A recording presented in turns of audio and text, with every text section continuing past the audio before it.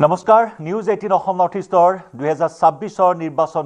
বিশেষ অনুষ্ঠান ভোট ভৱিষ্যতলৈ আপোনাক স্বাগতম মই জয়ন্ত মাধৱ গোস্বামী ভোট ভৱিষ্যত গণতন্ত্ৰৰ সৰ্ববৃহৎ মহোৎসৱলৈ মাজত মাথো এটা দিন আজি হৈছে প্ৰচাৰ অভিযানৰ অন্তিমটো দিন আৰু ইয়াকে লৈ এতিয়া জল্পনা কল্পনা ক্ৰমাৎ তুংগত উঠা পৰিলক্ষিত হৈছে ৰাজ্যৰ ভোটাৰ ৰাইজৰ মাজত কাক ভোট দিব ইতিমধ্যে ভোটাৰ ৰাইজে সিদ্ধান্ত লৈছে গণতন্ত্ৰৰ প্ৰাণ ভোট দিবলৈ সকলোৱে সাজু হৈছে শাসক বিৰোধীয়ে জোৰদাৰ গতিত প্ৰচাৰ অভিযান আজি সামৰণি পেলাব 5 বজাত আৰু মাত্ৰ কেইটামান মুহূৰ্ত আছে আৰু এনে সময়ছোৱাতে ভোটাৰ ৰাইজৰ মাজত নানান প্ৰশ্নৰ অৱতাৰণা হৈ আছে যে কোন সমষ্টিত কোনে শেষ হাঁহি মাৰিব আৰু ইয়াকে লৈ নিউজ 18ৰ এই বিশেষ অনুষ্ঠান ভোট ভৱিষ্যতত আমি প্ৰতিদিনেই আলোচনা কৰি আহিছো লগতে আপোনাৰ মনত উদয় হোৱা প্ৰশ্নৰো আমি উত্তৰ দিবলৈ চেষ্টা কৰি আহিছো আৰু লগতে আপোনালোকে আমালৈ ফোন কৰি আছে আমিও আপোনালোকৰ উত্তৰ দি গৈছো আৰু আজিও তাৰ ব্যতিক্ৰম নহয় ফোন নাম্বাৰ ইতিমধ্যে ফ্ল্যাশ কৰা হৈছে ফোন লাইন আমাৰ সক্ৰিয় হৈ আছে আপোনাৰ মনত যদি এতিয়াও কিবা খডুৱনি আছে সমষ্টি ভিত্তিক কিবা প্ৰশ্ন আছে তেতিয়া হলে আমালৈ ফোন কৰিব পাৰিব আজিও আমাৰ সৈতে ষ্টুডিঅত উপস্থিত আছে নিউজ 18 অসম নৰ্থ ইষ্টৰ ডেপুটি এডিটৰ পাৰ্থজ্যোতি বৰা পাৰ্থ আমি প্ৰতিদিনে আলোচনা কৰি আহিছো আকৰ্ষণীয় ৰূপত 2026ৰ মহাৰণ আগবাঢ়িছে শাসক বিৰোধীৰ মাজত বিভিন্ন ইস্যু বা বিভিন্ন অভিযোগ প্ৰতি অভিযোগ মুখ সুপটিয়ে এইবাৰ অধিক আকৰ্ষণীয় কৰি তুলিছে ব্যক্তিগত বিষয়ক লৈ আক্ৰমণ প্ৰত্যাক্ৰমণে এইবাৰ যেন এটা বিশেষ এটা মাত্ৰা দিছে নিৰ্বাচনক গতিকে এই নিৰ্বাচন কেন্দ্ৰিক আমাৰ যেটো এই অনুষ্ঠান আমি বিভিন্ন সমষ্টিৰ কথা পাতি আছো আমালৈ ফোন আহিব কিন্তু তাৰ পূৰ্বে তিতাবৰ সমষ্টিৰ কথা যদি আমি পাতো পাৰ্থ তিতাবৰ সমষ্টি এইবাৰ তৰুণ গগৈৰ যি দুৰ্গ তৰুণ গগৈৰ সময়ৰ পৰা যি দুৰ্গ হিচাপে খ্যাত তিতাবৰ এইবাৰ কিন্তু ভাস্কৰ বৰুৱাক টিকট দিয়া নহল ভাস্কৰ বৰুৱা নিৰ্দলীয় হিচাপে প্ৰতিদ্বন্দ্বিতা কৰিছে গতিকে তিতাবৰৰ ছবিখন কেনেকুৱা হ'ব পাৰে এইবাৰ তিতাবৰৰ ছবিখন বৰ আকৰ্ষণীয় হৈ পৰিছে আমাৰ এই অনুষ্ঠানটো আজি অন্তিম অনুষ্ঠান জয়ন্ত কাৰণ 5 বজাৰ পৰা সাইলেন্স পিৰিয়ড তাৰ পিছত আমি টেলিভিছনৰ পৰ্দা টেলিভিছনত আমি এনে ধৰণৰ অনুষ্ঠান কৰিব নোৱাৰিম তিতাবৰৰ কথা সুধিছে তিতাবৰত ধীৰাজ গোৱালা বিজেপিৰ আৰু তেওঁক প্ৰত্যাহ্বান জনাইছে কংগ্ৰেছৰ প্ৰাণকৰ্মী আৰু নিৰ্দলীয়ভাৱে ভাস্কৰ জ্যোতি বৰুৱা তিতাবৰে পূৰ্বতে শিৰোনাম দখল কৰিছিল কাৰণ তৰুণ গগৈ গৌৰৱ গগৈ পিতৃৰ সমষ্টি কিন্তু তিতাবৰত সমষ্টি পুনৰ নিৰ্ধাৰণ হোৱাৰ পিছত ভোটাৰৰ সংখ্যা হলগৈ 2 লাখ আৰু 70,000 মান প্ৰায় 70,000 মান তিতাবৰত 70,000 মান প্ৰায় চাহ শ্ৰমিক অন্তৰ্ভুক্ত হল গতিকে সেই দিশৰ পৰা তিতাবৰত এটা ডিসাইসিভ ভূমিকা সেই চাহ বিশেষকৈ আদিবাসী ভোটাৰসকলে কৰাৰ সম্ভাৱনা আছে তিতাবৰত নামঘৰে এটা গুৰুত্বপূৰ্ণ ভূমিকা পালন কৰিব আৰু তাৰ সমান্তৰালে প্ৰাণকৰ্মীয়ে হওক বা ধীৰাজ গোৱালা হওক দুইগৰাকীয়ে শংকৰ সংঘৰ সৈতে জড়িত গতিকে শংকৰ সংঘ যদিও বা এটা আধ্যাত্মিক অনুষ্ঠান গতিকে সদস্যসকলে যেহেতু ভোটদান কৰিব তেওঁলোকৰ ৰাজনৈতিক এক চিন্তা থাকিব আমি আহিম কথা পাতিম তিতাবৰক লৈ বহুখিনি আমি জানিবলগীয়া আছে এগৰাকী দৰ্শক সংযুক্ত হৈছে ডাঙৰীয়া আপোনাক স্বাগতম আপুনি কৰ পৰা ফোন কৰিছে লগতে আপোনাৰ প্ৰশ্নটো কৰিব নমস্কাৰ মই দিছপুৰ সমষ্টিৰ বিষয়ে জানিব বিচাৰিছো হয় ধন্যবাদ আপোনাৰ প্ৰশ্নটোৰ কাৰণে দিছপুৰ সমষ্টি আমাৰ প্ৰতিদিনে এই অনুষ্ঠানত 5 বজাৰ অনুষ্ঠান সংখনাদে হওক বা ভোট ভৱিষ্যতে হওক বা প্ৰতিটো অনুষ্ঠানতে হওক দিছপুৰ সমষ্টিয়ে সদায় সংবাদ শিৰোনাম দখল কৰি আছে বা চৰ্চাৰ কেন্দ্ৰবিন্দু হৈ আহিছে দিছপুৰ সমষ্টি চৰ্চাৰ কেন্দ্ৰবিন্দু হৈ আছে বিভিন্নজনে কয় যিগৰাকী দিছপুৰ যিটো দলৰে বিধায়ক হয় সেই দলটোৱে চৰকাৰ গঠন কৰে যি কি নহওক এইবাৰ যুজখন আকৰ্ষণীয় হৈ পৰিছে কাৰণ প্ৰদ্যুৎ বৰদলৈ বনাম মীৰা বৰঠাকুৰ দুইগৰাকীয়ে বিভিন্ন সময়ত শিৰোনাম দখল কৰে তাৰ মাজত আকৌ জয়ন্ত দাস সোমাই আছে আৰু জয়ন্ত দাসে শক্তিশালী ৰূপত আত্মপ্ৰকাশ কৰা আমি পৰিলক্ষিত কৰিছো আৰু প্ৰদ্যুৎ বৰদলৈ নতুন তেওঁ কংগ্ৰেছত আছিল নিৰ্বাচনৰ ঠিক পূৰ্বে তেওঁ বিজেপিলৈ আহি ডাইৰেক্ট তেওঁ দিছপুৰ সমষ্টিৰ পৰা প্ৰাৰ্থিত্ব লাভ কৰিছে দিছপুৰৰ তেওঁ স্থানীয় নহয় বা গুৱাহাটীৰ তেওঁ স্থানীয় ব্যক্তি নহয় উজনি অসমৰ তেওঁ স্থানীয় ব্যক্তি গতিকে তেনে ক্ষেত্ৰত প্ৰদ্যুৎ বৰদলৈ কিমান দিছপুৰৰ ৰাইজে আকোৱালি ল'ব বা মীৰা বৰঠাকুৰে কিমান ভোট আকৰ্ষণ কৰিবলৈ তেওঁ সক্ষম হ'ব আৰু সমান্তৰালকৈ জয়ন্ত দাসে যদি জয়ী নহয় তেতিয়া কাক পৰাজিত কৰিব বিভিন্ন সময়ত দেখা পাব নিৰ্দলীয় বিধায়ক নিজে জয়ী নহলেও কিন্তু এগৰাকীক পৰাজিত কৰে এতিয়া যিমানবোৰ ভোট লাভ কৰিব জয়ন্ত দাসে সেই ভোট কাৰ পৰা আহিব যদি প্ৰদ্যুৎ বৰদলৈ ভাগৰ ভোট আহে তেতিয়া প্ৰদ্যুৎ বৰদলৈৰ কাৰণে এক প্ৰত্যাহ্বান হ'ব মীৰা বৰঠাকুৰৰ ভাগৰ ভোট অহাৰ কথাটো এই মুহূৰ্তত যুক্তিসংগত নহয় আৰু তাৰ লগতে অতুল বৰাই কোনো ধৰণৰ প্ৰত্যাহ্বান প্ৰথমতে গুজৰি গুমৰি আছিল যদিও পিছত তেওঁ শান্ত হল তেওঁৰ সমৰ্থক কিন্তু যিহেতু ডিমৰিয়ালৈ স্থানান্তৰিত হল সমষ্টি পুনৰ নিৰ্ধাৰণৰ পিছত গতিকে তেওঁ তেওঁ খুব বেছি প্ৰভাৱ বিস্তাৰ কৰিব কোনো এজন প্ৰাৰ্থীক নোৱাৰিব বুলি ধৰা হৈছে। অতুল বৰাৰ চহৰাঞ্চলত বৰ বিশেষ এটা পকেট ভোট নাছিলে। হয় হয় হয়, তেওঁৰ যিসমূহ স্থানত তেওঁৰ জনপ্ৰিয়তা আছিলে, বিশেষকৈ দিছপুৰ সমষ্টিত পঞ্চায়তো আছে আৰু ৱাৰ্ডটো আছেই, গতিকে যিখিনি তেওঁ প্ৰভাৱ আছিলে সেইখিনি ডিমৰীয়ালৈ গ'ল, আৰু সেইকাৰণে মন কৰিব এবাৰ তেওঁ কৈছিলে ডিমৰীয়াতহে তেওঁ সক্ৰিয় হ'ব বুলি তেওঁ কৈছিলে, ডিমৰীয়া নতুন নৱগঠিত সমষ্টিটোত। গতিকে তেনে ক্ষেত্ৰত অতুল বৰাৰ বিশেষ চৰ্চাও লাভ কৰা নাই, মন কৰিব। তেনে ক্ষেত্ৰত যুঁজখন আকৰ্ষণীয় হৈ পৰিছে। প্ৰদ্যুৎ বৰদলৈও পুৰা কালি আমি দেখিলোঁ গণেশগুৰিতে তেওঁ প্ৰচাৰ চলাইছে, গাড়ী এখনৰ ওপৰত উঠি ভাষণ দি গৈ আছে গাড়ীখন, আগে পিছে বহু গাড়ী, সেই ধৰণেও চলাইছে। দিছপুৰ সমষ্টিকেইটাত অভিজ্ঞতাৰ দিশৰ পৰা মীৰা বৰঠাকুৰ আগবাঢ়ি থকা বুলি বিভিন্নজনে ক'ব খোজে, কাৰণ বহুকেইটা নিৰ্বাচনত তেওঁ অৱতীৰ্ণ হৈছিল। যোৱাবাৰ লোকসভা নিৰ্বাচনতো তেওঁ এগৰাকী কংগ্ৰেছৰ সকলোৰে দৃষ্টি আকৰ্ষণ কৰিছিল, সংবাদ শিৰোনাম দখল কৰি থাকে তেওঁ। গতিকে তেওঁ প্ৰত্যাহ্বানৰ সৃষ্টি প্ৰদ্যুৎ বৰদলৈৰ কাৰণে বাৰুকৈ কৰিব। হয় হয়, আমি আকৌ তিতাবৰলৈ আহিছোঁ। তিতাবৰৰ আমি কথা কৈ আছিলোঁ। তিতাবৰৰ 3গৰাকী প্ৰাৰ্থী প্ৰাণকুৰ্মী আৰু ধীৰাজ গোৱালা দুয়োগৰাকী যিহেতু শংকৰ সংঘৰ শ্ৰীমন্ত শংকৰদেৱ সংঘৰ পৰিয়ালৰ সৈতে জড়িত, গতিকে সংঘৰ সদস্যসকলৰ যি এক ছাপোৰ্ট, সেই ছাপোৰ্ট দুয়োগৰাকীয়ে পাব। 2 লাখ ভোটাৰ আছে সমষ্টিটোত। চাহ জনগোষ্ঠীৰে 2গৰাকী প্ৰাৰ্থী আৰু ভাস্কৰজ্যোতি বৰুৱাই তেওঁ আকৌ নিজৰ ধনেৰে আকৌ যিমানবোৰ নামঘৰ আছে নামঘৰবোৰত আকৌ বিভিন্ন সহায় সহযোগ বা অৰ্থ সাহায্য তেওঁ প্ৰদান কৰি আহিছে, আৰু সেইকাৰণেই কৈছোঁ যুঁজখন আকৰ্ষণীয় হ'ব। প্ৰাণকুৰ্মী, ধীৰাজ গোৱালা আৰু ভাস্কৰজ্যোতি বৰুৱাৰ মাজত যুঁজখন আকৰ্ষণীয় হোৱাৰে দিছপুৰৰ দৰে এখন ছবি। এগৰাকী নিৰ্দলীয় প্ৰাৰ্থীগৰাকী আকৌ শক্তিশালী। দিছপুৰত যেনেকৈ জয়ন্ত দাস শক্তিশালী, ইয়াতো ভাস্কৰজ্যোতি বৰুৱা শক্তিশালী। কংগ্ৰেছে তেওঁক প্ৰাৰ্থিত্ব প্ৰদান নকৰিলে, যাৰ পৰিপ্ৰেক্ষিতত তেওঁ নিৰ্দলীয়কৈ ইলেকশ্যনত অৱতীৰ্ণ হ'ল। বিজেপিলৈ যাব বুলি বিভিন্ন সময়ত কৈ থকা হৈছিলে, কিন্তু এই মুহূৰ্তত তেওঁ বিজেপিলৈ নগ'ল, বৰঞ্চ নিৰ্দলীয়ভাৱে প্ৰাৰ্থিত্ব প্ৰক্ষেপ কৰিলে, যাৰ পৰিপ্ৰেক্ষিতত তেওঁক 6 বছৰৰ কাৰণে নিলম্বনো কৰা হ'ল দলৰ পৰা। গতিকে তিতাবৰত কোনে শেষ হাঁহি মাৰিব, এতিয়া ডাঙৰ প্ৰশ্ন। হয়, আমি কথা পাতি থাকিম, বিভিন্ন সমষ্টিৰ ওপৰত আলোকপাত কৰিম সমান্তৰালকৈ। প্ৰিয় দৰ্শক, আপোনাৰ মনত যদি কিবা খদুৱনি আছে, আপোনাৰ প্ৰশ্ন কৰিব পাৰে আমালৈ। আমাৰ ফোন নম্বৰ ইতিমধ্যে ফ্লেছ কৰা হৈছে। টেলিভিশ্যন স্ক্ৰীণত আমাৰ 2টা ফোন নম্বৰ দিয়া হৈছে। এই 2টা নম্বৰ ইতিমধ্যে সক্ৰিয় হৈ আছে, আমালৈ ফোন কৰিব পাৰে। আপোনাৰ মনত থকা খদুৱনিৰ বিষয়ে সুধিব পাৰে। আমাৰ ডেপুটি এডিটৰ পাৰ্থজ্যোতি বৰাই আপোনাৰ প্ৰশ্নৰ উত্তৰ দিবলৈ প্ৰয়াস কৰিব। পাৰ্থ, আমি নাজিৰালৈ আহোঁ। নাজিৰা এটা অন্যতম গুৰুত্বপূৰ্ণ সমষ্টি। নাজিৰা 2021 চনৰ নিৰ্বাচনত কাণে কাণ মাৰি কোনোমতে দিছপুৰলৈ আহিছে দেৱব্ৰত শইকীয়া। মাত্ৰ 683টা ভোটৰ ব্যৱধানতহে জয়ী হৈছিল দেৱব্ৰত শইকীয়া। হয়, নাজিৰাৰ যুঁজখন আকৰ্ষণীয় হৈ পৰিছে। নাজিৰা সমষ্টিটো এনে এটা সমষ্টি, 2গৰাকী প্ৰাৰ্থী এইবাৰো দেৱব্ৰত শইকীয়া আৰু ময়ূৰ বৰগোহাঁই। ময়ূৰ বৰগোহাঁইৰ কথা আপুনি কৈছে, যোৱাবাৰ খুব কম সংখ্যক ভোটত পৰাজিত হৈছিল। আৰু নাজিৰা সমষ্টিটোৰ বিষয়ে গোটেই অসমে জানে। আজি যদি নাজিৰা সমষ্টিৰ বিধায়ক কোন, দেৱব্ৰত শইকীয়া, আগতে কোন আছিলে।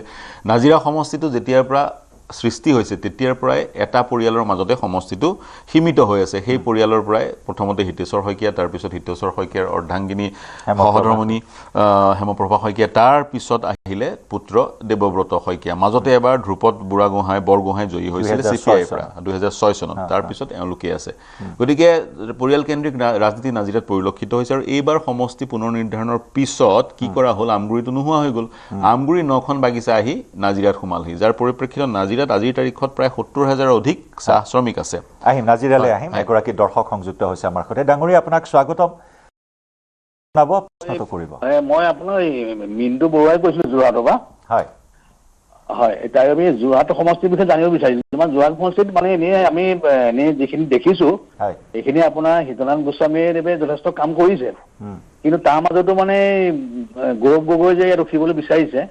এই দুজনৰ মাজত কি আপোনালোকে কি পৰ্যালোচনা কৰিছে জানিব বিচাৰিছোঁ। ধন্যবাদ প্ৰশ্নটোৰ কাৰণে আপোনাক। হয়, যোৰহাট সমষ্টিৰ কালি আমি বিশ্লেষণ কৰিছিলোঁ। চৰ্চাৰ অভিকেন্দ্ৰ হাই ভল্টেজ, কিন্তু নিৰ্বাচনী প্ৰচাৰ তাত হোৱা নাই। এতিয়া আমি কালি বিশ্লেষণ কৰি আছিলোঁ যোৰহাট সমষ্টিৰ বিষয়ে। মন কৰিব, গৌৰৱ গগৈয়ে তাত প্ৰচাৰ অভিযান চলাব পৰা নাই, কাৰণ পাৰ্টীৰ সভাপতি তেওঁ আন স্থানত তেওঁ ব্যস্ত হৈ থাকিবলগীয়া হৈছে। আৰু তেওঁ কৈছে আজি চাগৈ তেওঁ যোৰহাটত কিছু প্ৰচাৰ অভিযান চলাইছিল অন্তিম সময়কণত। ইয়াৰ বিপৰীতে হিতেন্দ্ৰনাথ গোস্বামীয়েও কিন্তু বৰ হাই ভল্টেজ তেনেকুৱা নিৰ্বাচনী প্ৰচাৰ চলোৱা নাই, বা তেওঁক তেওঁৰ হৈ প্ৰচাৰ চলাবলৈও দিল্লী দিছপুৰৰ পৰা ডাঙৰ ডাঙৰ নেতাৰ সঘনে সমাগম যোৰহাটত ঘটা নাই ইয়াৰ পৰিপ্ৰেক্ষিতত যোৰহাটৰ আমাৰ সতীৰ্থ গৌতমেও কৈছে যিটো নিৰ্বাচনী প্ৰচাৰ সেই প্ৰচাৰটো হাই ভল্টেজ নহয় বৰঞ্চ ডাল পৰিলক্ষিত হৈছে আৰু কথাৰ কটাকটিও নাই অতিৰঞ্জিতও নাই প্ৰচাৰ অভিযানৰ ক্ষেত্ৰত আৰু সন্মানপূৰ্বক এটা প্ৰতিদ্বন্দ্বিতা ইজনে সিজনক সন্মান কৰিছে হয় ইজনে সিজনক কোনো ধৰণৰ আক্ৰমণ কৰা নাই সন্মান কৰিছে গতিকে এতিয়া বাৰু গৌৰৱ গগৈ তেওঁ পাৰ্টিৰ সভাপতি তেওঁ ব্যস্ত তেওঁ সেইকাৰণে হাই ভল্টেজ কেম্পেইনত বা যোৰহাটত সততে তেওঁ দেখা পোৱা নাই কিন্তু হিতেন্দ্ৰনাথ গোস্বামীৰ সেই বাধাসমূহ নাছিলে গতিকে তেওঁ নিজৰ যি কেম্পেইন সেই কেম্পেইন হাই ভল্টেজ কিয় কৰা নাই সেইটো এটা লক্ষণীয় যোৱাবাৰ লোকসভা নিৰ্বাচনত বিজেপিয়ে যি ধৰণে দলবল বাহুবল এৰি দিছিলে পৰাজিত সৰ্বশক্তি এৰি দিছিলে দিছপুৰখন উঠি গৈছিলে গৌৰৱক পৰাজিত কৰিবলৈ কিন্তু সফল নহ'ল গতিকে তেতিয়া এক বাৰ্তা কৈছিলে যে গৌৰৱক সকলো ধনবল বাহুবল প্ৰয়োগ কৰিও পৰাজিত কৰিব পৰা নগ'ল গতিকে সেই পুনৰ যাতে সেই বাৰ্তা নাযায় বা পুনৰ সেই যাতে ভুল বিজেপিৰ দ্বাৰা নহয় তাৰ সেই কথাই সন্মুখত ৰাখিছাগৈ বিজেপিয়ে হাই ভল্টেজ কেম্পেইন যোৰহাটত কৰা নাই কিন্তু যুঁজখন আকৰ্ষণীয় হৈছে কিন্তু এটা কথা ক'ব বিচাৰিম সমষ্টিৰ পুনৰ নিৰ্ধাৰণৰ পিছত যোৰহাটৰ পূৰ্বৰ যিসকল লোক ধৰি লওক যোৰহাট টাউন যোৰহাট চহৰ যোৰহাট চিটিৰ সদৰ থানাৰ পৰা 4-5 মিনিটৰ ডিষ্টেঞ্চত খোজকাঢ়ি আহিলে 4-5 মিনিট সময় লগা স্থানৰো লোকসকলক অন্য স্থানত অন্য সমষ্টিত একমোডেট কৰা হৈছে উদাহৰণস্বৰূপে টিয়কত একমোডেট কৰা হৈছে বা গৈ আন সমষ্টি বোকাখাটত লাগিছেগৈ ক্ষমা কৰিব তিতাবৰত লাগিছেগৈ গতিকে সেই সকলো ক্ষুভিত হৈ আছে সেই সকলোকে ভোট দিবলৈ নাহো বুলি ইতিমধ্যে কৈছে কাৰণ সমষ্টি পুনৰ নিৰ্ধাৰণৰ ফলত তেওঁলোকক যোৰহাটৰ পৰা বিচ্ছিন্ন কৰি দি আন সমষ্টিত সংলগ্ন কৰা হ'ল গতিকে তেওঁলোকে যদি ভোট নিদিয়ে ইয়াৰ প্ৰভাৱ কাৰ ওপৰত পৰিব ইয়াৰ প্ৰভাৱ গৌৰৱৰ ওপৰত পৰিব নে ভিতেন গোস্বামীৰ ওপৰত পৰিব সেইটো লক্ষণীয় কিন্তু যুঁজখন খুবেই ইণ্টাৰেষ্টিং শ্বাসৰুদ্ধকাৰী এখন যুঁজ হ'ব শেষ মুহূৰ্তলৈকে চাগৈ আমি ইয়াৰ ফলাফল নিৰ্ধাৰণ কৰিবলৈ বা ফলাফল গম পাবলৈ যোৰহাটত এক শ্বাসৰুদ্ধকৰ প্ৰতিদ্বন্দ্বিতা এক কথাত ক'বলৈ গ'লে আৰু এগৰাকী দৰ্শক সংযুক্ত হৈছে আমাৰ সৈতে ডাঙৰীয়া স্বাগতম আপোনাক আপোনাৰ পৰিচয়টো জনাব প্ৰশ্নটো কৰিব আমাৰ সংযোগ বিচ্ছিন্ন হৈছে পাৰ্থ লোকসভা নিৰ্বাচনৰ যিখিনি আপোনাৰ ছবি আছিল বিধানসভাত তাৰ ৰিফ্লেকশ্যন পুনৰাবৃত্তি হোৱাৰ কিবা সম্ভাৱনা আছে নেকি যেনেদৰে বাহিৰত কাম কৰা বহিৰাজ্যত কাম কৰা লোকসকলে ভোট দিবলৈ আহিছে লোকসভাত এক ব্যতিক্ৰমী ছবি দেখিবলৈ পোৱা হৈছে লোকসভা নিৰ্বাচনৰ বেলিকা যোৰহাটত এইবাৰো কিন্তু যোৰহাট বুলি ক'ব নোৱাৰি কিন্তু এইবাৰো কিন্তু অসমৰ নিৰ্বাচনৰ পূৰ্বে আপুনি মন কৰিছে বাহিৰৰ পৰা বেংগলোৰ দিল্লী মুম্বাই চেন্নাইৰ পৰা যিবোৰ ট্ৰেইন আহিছে ভৰি ভৰি লোক আহিছে নিতান্তই ভোট দিবলৈ আহিছে তাৰপিছত বিহু উদযাপন কৰিবলৈ আহিছে আৰু তাৰ সমান্তৰালে বাছেৰেও অসমৰ সীমান্তয়েদি গুৰুত্বপূৰ্ণ বিষয় আমি কথা পাতিম সংযুক্ত হৈছে এগৰাকী দৰ্শক ডাঙৰীয়া স্বাগতম আপোনাক প্ৰশ্নটো কৰিব পৰিচয়টো জনাব হেল্ল' হয় আমি শুনি আছো হেল্ল' আমি শুনি আছো আপোনাৰ প্ৰশ্নটো কৰিব হয় মই কৈছো মই মাজুলীৰ পৰা কৈছো হয় মই মধ্য গুৱাহাটীৰ বিষয়ে জানিব বিচাৰিছো মধ্য গুৱাহাটী কুংকি চৌধুৰী এগেইনষ্ট সেই গুপ্তা আমি ডক্টৰ গুপ্তা বুলি নাজানো এতিয়াহে শুনিছো গুপ্তা সেই সমষ্টিটোৰ বিষয়ে অকণ জনাব নেকি বাৰু কোন অগ্ৰগতি আছে নিশ্চয় ধন্যবাদ ফোন কৰাৰ কাৰণে মধ্য গুৱাহাটীয়ে শিৰোনাম দখল কৰিছে তেওঁ মাজুলীৰ পৰা ফোন কৰিছে জানিব বিচাৰিছে মধ্য গুৱাহাটীৰ বিষয়ে মাজুলীৰ যুঁজখনো ইণ্টাৰেষ্টিং হৈ পৰিছে নবীন প্ৰবীণৰ যুঁজ হয় ইন্দ্ৰেশ্বৰ পেগু আৰু ভুৱন গাম হয় এই দুজনৰ মাজত যুঁজখন বৰ ইণ্টাৰেষ্টিং হৈ পৰিছে আৰু কংগ্ৰেছৰ প্ৰাৰ্থীগৰাকী উচ্চ শিক্ষিত গতিকে সেই যুঁজখন আকৰ্ষণীয় হ'ব কিন্তু তেওঁ মধ্য গুৱাহাটীৰ বিষয়ে জানিব বিচাৰিছে জয়ন্ত মধ্য গুৱাহাটীৰ কথা বিভিন্ন সময়ত আলোচনা কৰিছোঁ বিজয় গুপ্তা বনাম কুংকি চৌধুৰীয়ে যি ধৰণে শিৰোনাম দখল কৰিছে বা যি ধৰণে চৰ্চাৰ কেন্দ্ৰবিন্দু হৈ পৰিছে কোনেও কল্পনা কৰা নাছিলে এতিয়া চৰ্চাৰ কেন্দ্ৰবিন্দু তেওঁ কিয় হৈ পৰিছে বিজেপিয়ে কেতবোৰ মন্তব্য কৰাৰ ফলতেই কুংকি চৌধুৰী চৰ্চাৰ কেন্দ্ৰবিন্দু হৈ পৰিছে এতিয়া যদি জনগাঁথনিৰ কথা চাই ফাঁচী বজাৰখন সোমাই আছে গতিকে অনা অসমীয়া আছে বাংলাভাষী আছে হিন্দীভাষী আছে কিন্তু এটা কথা ক'ব বিচাৰিছোঁ বিজয় গুপ্তা এগৰাকী হিন্দীভাষী মানে ৰাজস্থান উত্তৰ ভাৰত বা বিহাৰ উত্তৰ প্ৰদেশৰ তেওঁলোকৰ সেই ৰাজ্যবোৰত যি ধৰণৰ এক কাষ্ট ছিষ্টেম আছে সেই কাষ্ট ছিষ্টেমৰ বেগেজটো তেওঁলোকে অসমলৈ কঢ়িয়াই লৈ আহিছে আমি এই ভোট বিন্যাসটোৰ ওপৰত কথা পাতিম পাৰ্থ এগৰাকী দৰ্শক ৰৈ আছে ফোন লাইনত আমি তেওঁৰ ফোনটো লৈ লৈছো তাৰপিছত আমি দুইটা উত্তৰ একেলগে দিবলৈ চেষ্টা কৰিম ডাঙৰীয়া স্বাগতম আপোনাক আপুনি ক'ৰ পৰা ফোন কৰিছে আপোনাৰ প্ৰশ্নটো কৰিব হাজো শুৱালকুছি হয় প্ৰশ্নটো কোন সমষ্টিৰ বিষয়ে হাজো শুৱালকুছি সমষ্টিৰ পৰা কৈছো গম পাইছো আপুনি হাজো শুৱালকুছিৰ বিষয়ে জানিব বিচাৰিছে হয় ধন্যবাদ প্ৰশ্নটোৰ কাৰণে ধন্যবাদ আমি জনাই আছো আপোনাক হয় আমি প্ৰথমে মধ্য গুৱাহাটীটো সম্পূৰ্ণ কৰিম মধ্য গুৱাহাটী আপুনিও গুৱাহাটীৰ বাসিন্দা ময়ো দীৰ্ঘদিনে গুৱাহাটীত আছো এতিয়া 100% হিন্দীভাষী লোকৰ যে ভোট বিজয় গুপ্তাই পাব সেই কথাও কৈ দিব হাউটকৈ কৈ দিব পৰা নাযায় আৰু বাংলাভাষীসকলে যে বিজয় গুপ্তাক ভোট দিব সেই কথাও হাউটকৈ কৈ দিব পৰা নাযায় কিন্তু বিজয় গুপ্তা দীৰ্ঘদিনে ৰাজনীতিত আছে বিজেপিৰ বৰ পুৰণি নেতা কিন্তু তেনে ক্ষেত্ৰত বিজয় গুপ্তাৰ এটা এডভান্টেজ থকা যেন পৰিলক্ষিত হয় যদিহে এডভান্টেজ কিন্তু প্ৰশ্নটো হৈছে যদিহে তেওঁ এটা এডভান্টেজ আছিলেই কুংকি চৌধুৰী জেনজিৰ এগৰাকী প্ৰতিনিধি 29 নে 28 বছৰীয়া এগৰাকী প্ৰাৰ্থী তেওঁক উপৰ্যুপুৰি এনেধৰণৰ আক্ৰমণ কৰাৰ প্ৰয়োজনীয়তা কিমান আছিলে যদিহে পথ একেবাৰে প্ৰশস্ত হৈ আছিলে কুংকি চৌধুৰীৰ পিতৃ মাতৃৰ খাদ্যাভাসৰ প্ৰসংগ উত্থাপন কৰাৰ প্ৰয়োজনীয়তা কিমান আছিলে ইয়াৰ পৰা এটাই প্ৰতীয়মান হয় কুংকি চৌধুৰীয়ে প্ৰত্যাহ্বানৰ সৃষ্টি কৰিছে আৰু যদিহে কুংকি চৌধুৰীয়ে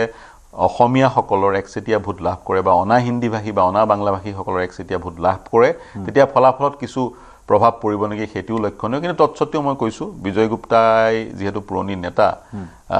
গতিকে বিজয় গুপ্তাৰ এটা এডভান্টেজ আছে বুলি বিভিন্নজনে ক'ব খোজে কিন্তু কুংকি চৌধুৰীয়ে প্ৰত্যাহ্বানৰ সৃষ্টি কৰিব নিশ্চয় এবাৰ আহিছোঁ আমি হাজো শুৱালকুছিৰ সমষ্টি হাজো শুৱালকুছি সমষ্টিটো প্ৰকাশ দাস আৰু নন্দিতা দাস প্ৰাক্তন বিধায়িকা কংগ্ৰেছৰ যুঁজখন এই দুগৰাকীৰ মাজতে হ'ব ইতিমধ্যে সন্মানীয় দৰ্শকগৰাকীও গম পায় হাজো শুৱালকুছিত যিহেতু এইবাৰ সংৰক্ষিত এটা সমষ্টি যুঁজখন ইণ্টাৰেষ্টিং হ'ব কাৰণ প্ৰকাশ দাস আছিলে প্ৰাক্তন আছু নেতা তেওঁ আকৌ বিজেপিত আছিলে বিজেপিত থাকি নিৰ্বাচনৰ ঠিক পূৰ্বে অসম গণ পৰিষদলৈ গৈছে অসম গণ পৰিষদক যাতে বা হিন্দু অধ্যুষিত সমষ্টি অধিক দিয়াটো দেখুৱাব পৰা যায় সেই উদ্দেশ্য আগত ৰাখি প্ৰকাশ দাসক বিজেপিৰ পৰা আনি অসম গণ পৰিষদত যোগদান কৰাই হাজো শুৱালকুছি প্ৰদান কৰা হৈছে গতিকে তেনে ক্ষেত্ৰত প্ৰকাশ দাস যি এক প্ৰকাৰ নগপ বুলি ক'ব পৰা যায় তেওঁ হাজো শুৱালকুছিৰ অসম গণ পৰিষদৰ সকলো ভোট লাভ কৰিবনে বা ভোট ট্ৰেন্সফাৰ হ'বনে বা বিজেপিৰ ভোট ট্ৰেন্সফাৰ সম্পূৰ্ণৰূপে হ'বনে যদি সম্পূৰ্ণৰূপে অসম গণ পৰিষদ আৰু বিজেপিৰ ভোটখিনি প্ৰকাশ দাসে পায় তেওঁৰ এটা এডভান্টেজ আছে নন্দিতা দাস বিধায়িকা হিচাপে তেওঁ এটা প্ৰত্যাহ্বানৰ সৃষ্টি কৰিব আৰু এগৰাকী দৰ্শক সংযুক্ত হৈছে আমাৰ সৈতে ডাঙৰীয়া আপোনাক স্বাগতম আপোনাৰ প্ৰশ্নটো কৰিব পৰিচয়টো জনাব হেল্ল' হয় ডাঙৰীয়া সংযোগ বিচ্ছিন্ন হৈছে হাজো শুৱালকুছি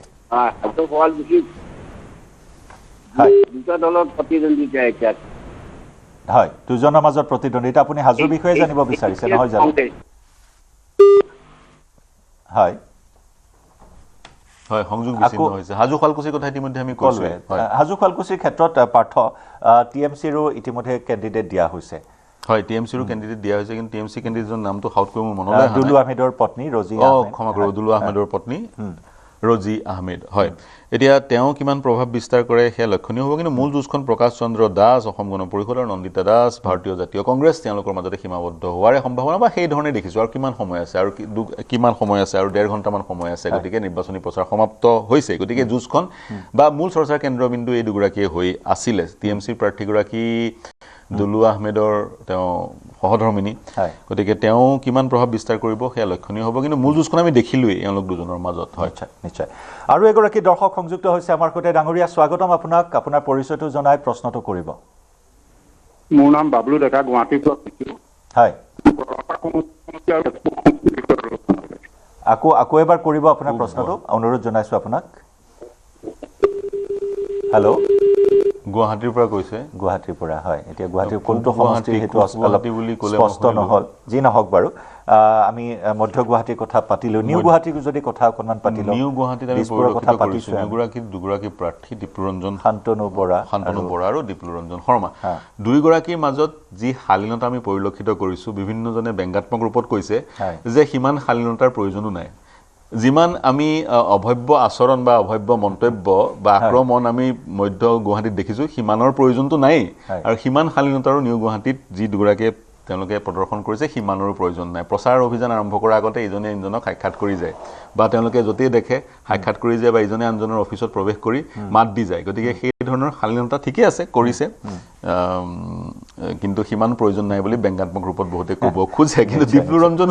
দীপ্লুৰঞ্জন সেই সমষ্টিটোত নতুন চামগুৰিৰ বিধায়ক কিন্তু তেওঁ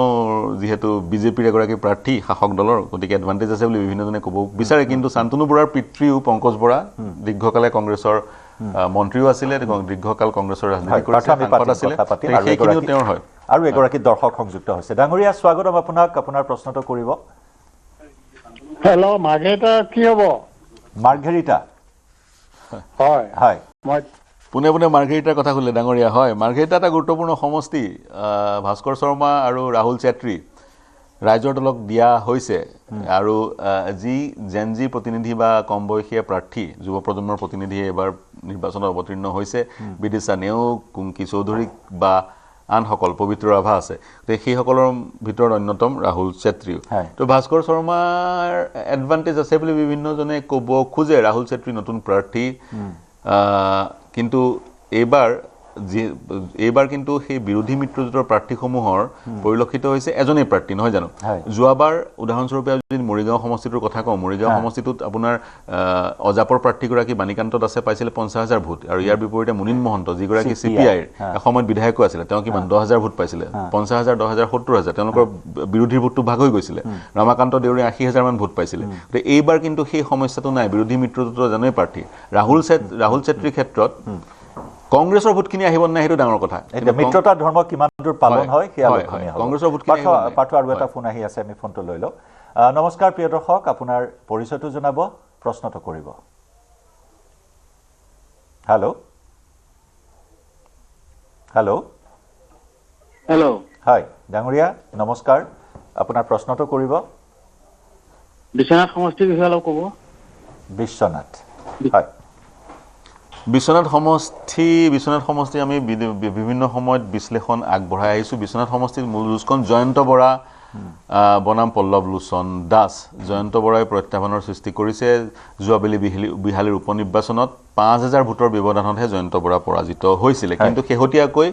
কংগ্ৰেছৰ প্ৰাৰ্থিত্ব প্ৰত্যাশী টিকেট বঞ্চিত এগৰাকী ব্যক্তি কংগ্ৰেছ নেতা মৃগেন ভাগৱতীয়ে তেওঁ কংগ্ৰেছ দল ত্যাগ কৰিছে গতিকে সেই মৃগেন ভাগৱতী বা কংগ্ৰেছৰ আন যি প্ৰাৰ্থিত্বৰ পৰা বঞ্চিত হোৱা ব্যক্তি নেতাই যদি চিপৰাং মাৰে জয়ন্ত বৰাক তেনেহ'লে জয়ন্ত বৰাৰ কিছু লোকচান হোৱাৰ সম্ভাৱনা আছে সমষ্টি পুনৰ নিৰ্ধাৰণৰ পিছত বিশ্বনাথ চাৰিআলিৰ যিটো জনগাঁথনি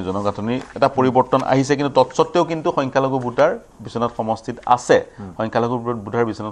আছে জয়ন্ত বৰাই যদি সেই সংখ্যালঘু ভোটাৰসকলৰ একচেটিয়া ভোট লাভ কৰিবলৈ সক্ষম হয় তেতিয়া তেওঁ সেই হাঁহি মৰাৰ দিশে আগবাঢ়িব পাৰে কিন্তু এই মুহূৰ্তত পল্লৱ লোচন দাসৰ যদি কথা কোৱা যায় আমি বিশ্বনাথ চাৰিআলিলৈ গৈছিলোঁ একাংশ লোকে তেওঁক পৰিভ্ৰমী চৰাই বুলিও তেওঁ ক'ব বিচাৰিছে কাৰণ তেওঁৰ যদিও পাভৈত বিশ্বনাথ চাৰিআলি পাভৈত তেওঁৰ ঘৰ কিন্তু তেওঁ আন সমষ্টিত নিৰ্বাচন খেলি জয়ী হৈ এবাৰ বিশ্বনাথ চাৰিআলিত আহিছে কিন্তু প্ৰত্যাহ্বান হ'ব যুঁজ এখন হ'ব একেবাৰে পল্লৱ লোচন দাসৰ এডভান্টেজ আছে যদিও একেবাৰে ৱাক অভাৰ দি দিব পৰা নাযায় নিশ্চয় আৰু এগৰাকী দৰ্শক সংযুক্ত হৈছে নমস্কাৰ প্ৰিয় দৰ্শক আপোনাৰ পৰিচয়টো জনাই প্ৰশ্নটো কৰিব হেল্ল' মই শিৱসাগৰ ঘৰ নামটি চাৰিআলি হয় হেল্ল' শুনি আছো মই শিৱসাগৰ সমষ্টিটোৰ বিষয়ে মই জানিব বিচাৰিছোঁ শিৱসাগৰ অতি আকৰ্ষণীয় সমষ্টি ধন্যবাদ ডাঙৰীয়া ফোনটো কৰাৰ কাৰণে শিৱসাগৰ পহিলা দিনৰ পৰা শিৱসাগৰ একদম গৰম হৈ আছে শিৱসাগৰৰ পৰিৱেশ ৰাজনৈতিক পৰিৱেশ শিৱসাগৰ প্ৰদীপ হাজৰিকাৰ প্ৰভাৱ বৰ বিশেষ পৰিলক্ষিত আমি কৰা নাই আৰু শিৱসাগৰ সমষ্টিৰ পুনৰ নিৰ্ধাৰণৰ পিছত শিৱসাগৰৰ আহোম ভোটাৰ যিসকল আছিলে তেওঁলোকক ডিমোট সংযুক্ত কৰা হ'ল যাৰ পৰিপ্ৰেক্ষিতত শিৱসাগৰ আহোম ভোট কমিলে 35% মান আছে সম্ভৱতঃ বা তাৰ ওচৰৰ পাজৰেৰে শিৱসাগৰত আহোম ভোট য'ত ডিমোট বৃদ্ধি পাইছে 60% হৈছেগৈ ডিমোট ওচৰৰে সমষ্টিটো এতিয়া শিৱসাগৰৰ কথা দুনাই কোৱাৰ প্ৰয়োজন নাই অখিল গগৈ বনাম কুশল দৌৰী যি পাষ্টৰ পূৰ্বতে কৰা কিছুমান কৰ্মকাণ্ডই তেওঁক এতিয়াও খেদি ফুৰিছে আৰু ইয়াৰ বিপৰীতে কিন্তু শিৱসাগৰৰ যিমান উন্নয়ন হ'ব লাগিছিল অখিল গগৈৰ নেতৃত্বত বিশেষকৈ বাট পথৰ উন্নয়ন হোৱা নাই কেইটামান প্ৰকল্প হৈছে বিশেষকৈ ৰংঘৰ কাৰেংঘৰক কেন্দ্ৰ কৰি 100 কোটি টকাৰ অধিক প্ৰকল্প শিৱসাগৰত শিৱসাগৰৰ প্ৰসংগলৈ আকৌ আহিম আৰু এগৰাকী দৰ্শক সংযুক্ত হৈ আছে আমি তেওঁৰ ফোনটো লৈ লৈছোঁ নমস্কাৰ আপোনাৰ পৰিচয়টো জনাব প্ৰশ্নটো কৰিব হেল্ল' সংযোগ বিচ্ছিন্ন হৈছে মই চামগুৰিৰ পৰা কৈছো চামগুৰিৰ পৰিস্থিতি কেনেকুৱা হ'ব অনুভৱ চামগুৰি হয় সামগ্ৰী শিৱসাগৰ কথাটো কৈ লৈছোঁ শিৱসাগৰত যদিও অখিল গগৈৰ নেতৃত্বত পৃষ্ঠপোষকতাত উন্নয়ন কম হৈছে বুলি বিভিন্নজনে ক'ব বিচাৰিছে কিন্তু শিৱসাগৰত অখিল গগৈয়ে 100 কোটিতকৈ অধিক পৰিমাণৰ তেনেধৰণৰ প্ৰকল্প ৰংঘৰ কাৰেংঘৰ কেন্দ্ৰ কৰি আনিব পাৰিছে এতিয়া কুশল দৰীক মই ইতিমধ্যে ক'লোৱে আগতে কৰা কৰ্মকাণ্ড তেওঁ এতিয়াও খেদি ফুৰিছে যি কৰ্মকাণ্ড তেওঁ কৰিছিল কিন্তু তৎসত্ত্বেও দুবাৰকৈ তেওঁ কিন্তু জনপ্ৰতিনিধি আছিলে শিৱসাগৰ ৰাইজে ক'ব বিচাৰে অখিল গগৈৰ চহৰ অঞ্চলত প্ৰভাৱ নাই কিন্তু গ্ৰাম্য অঞ্চলত বহুত প্ৰভাৱ আছে কুশল দৰীৰ প্ৰভাৱ চহৰ অঞ্চল আমগুৰি টাউন আৰু শিৱসাগৰ টাউনত সীমিত গতিকে সেই দৃষ্টিৰে শিৱসাগৰত অখিল গগৈৰ এডভান্টেজ আছে বুলি বিভিন্নজনে ক'ব খোজে তাৰ সমান্তৰালে শাসক দলৰ দুজন প্ৰাৰ্থী অসম গণ পৰিষদৰ এজন বিজেপিৰ এজন গতিকে তেওঁলোকৰ মাজত ভোট বিভাজন হোৱাৰো সম্ভাৱনা আছে কিন্তু প্ৰদীপ গগৈৰ কিন্তু আমি তৎপৰতা শিৱসাগৰত পৰিলক্ষিত কৰা নাই সেয়া পৰিকল্পিতই হ'ব পাৰে যাতে কুশল দৰী জয়ী হৈ আহে দুয়োগৰাকী যিহেতু আহোম প্ৰাৰ্থী বহুতে ক'ব খোজে আহোম প্ৰাৰ্থী গতিকে দুয়োগৰাকীৰ মাজত আহোমৰ ভোট বিভাজিত হৈ প্ৰদীপ গগৈ ওলাই যাব পাৰে কিন্তু প্ৰদীপ গগৈ ওলাই যোৱাৰ বা জয়ী হোৱাৰ সম্ভাৱনা খুবেই কম পাৰ্থ সংক্ষেপতে আমি সামগ্ৰীৰ কিছু আলোকপাত কৰিব বিচাৰিছোঁ কাৰণ এগৰাকী দৰ্শকে সামগ্ৰীৰ ছবিখন জানিব বিচাৰিছে সামগ্ৰী চাওক সামগ্ৰী সমষ্টি পুনৰ নিৰ্ধাৰণৰ পিছত আপুনি দেখিছে 95 নে 97% ইছলাম ধৰ্মী লোক সামগ্ৰী তানজিল আছে তানজিল হুছেইন আৰু অনিল শইকীয়া বহু দিন ধৰি তেওঁ বিজেপিক কৰি আছে আমি বহু দিনৰ পৰাই তেওঁক বিজেপি কৰি থকা দেখিছোঁ গতিকে তেওঁ সামগ্ৰীৰ পৰা তেওঁ প্ৰাৰ্থিত্ব তেওঁ নিজে বিচাৰিছিল নে দলে দিছে যেতিয়া অৱতীৰ্ণ হ'বই লাগিব কিন্তু তানজিল যি জনগাঁথনি সেই জনগাঁথনিৰ দিশৰ পৰা তানজিল জয়ী হোৱাৰ সম্ভাৱনা বেছি যেন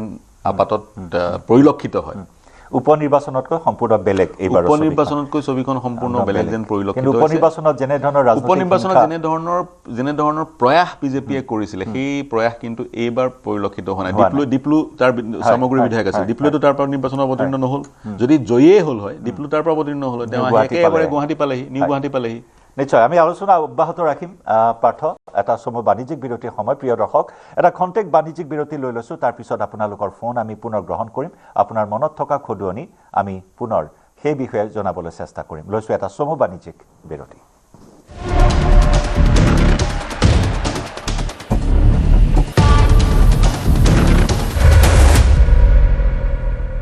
अक्कर बक्कर बम्बे बो ঘৰত কোনটো টিএমটি লগাইছে माइथन स्टील আপোনাৰ ওপৰত ট্ৰাষ্ট কৰিব পাৰি ओके ষ্ট্ৰং মানে মাইথান ষ্টীল উৎসৱৰ দেশ অসমত গণতন্ত্ৰৰ মহোৎসৱ গণতন্ত্ৰৰ বেদীত অসমীয়াৰ বন্দনাৰ সময় গণতন্ত্ৰৰ মহোৎসৱত উজ্বলি উঠিব অসমৰ নানাৰঙী কৃষ্টি বৰাকৰ পৰা ব্ৰহ্মপুত্ৰলৈ উজনিৰ পৰা নামনিলৈ নিৰ্বাচনৰ ধুমধাম প্ৰতিটো জাতি প্ৰতিটো জনগোষ্ঠী গণতন্ত্ৰৰ মহোৎসৱৰ পূজাৰী আমাৰ সংস্কৃতি আমাৰ বৈভৱ সঠিক নিৰ্বাচনে গণতন্ত্ৰৰ গৌৰৱ প্ৰতিটো ভোটে অসমক কৰে আৰু অধিক শক্তিবান নিৰ্বাচনী ৰং বিৰঙী সমাহাৰৰ মাজত গণতন্ত্ৰৰ মহোৎসৱ অসম 2026